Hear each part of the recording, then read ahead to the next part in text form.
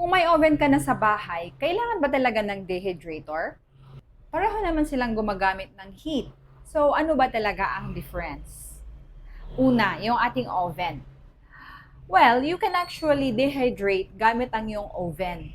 Pero for experimenting small batches of food. Kasi primarily, ang oven naman ay talagang designed for cooking at saka sa baking mo. Hindi siya sa dehydration.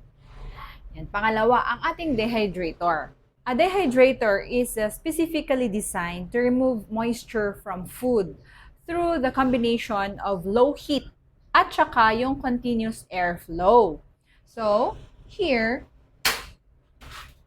ayan, low heat. Ayan, pwede ko pa siyang mabuksan. Whenever I flip it, pwede ko pa siyang mahawakan. Yan. And then, continuous airflow. Ito yung airflow, yung dumadaloy yung air sa loob. Even yung distribution. Yan. Ganito yung pagkakaiba nila sa oven. Yan. Nagdadry pa kami ng lemon.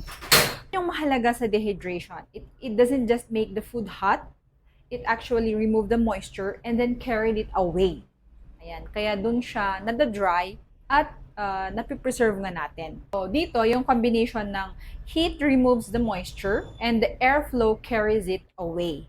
Kaya yung airflow, yung talagang pinaka distinction between the oven at saka sa dehydrator. So, which one would you use? Kung nag-experiment ka lang, curious ka lang kung paano ba mag-dehydrate, you can try it in an oven. But if you're gonna make batches of food, you're gonna dehydrate the batches of food, na you need to invest on a dehydrator.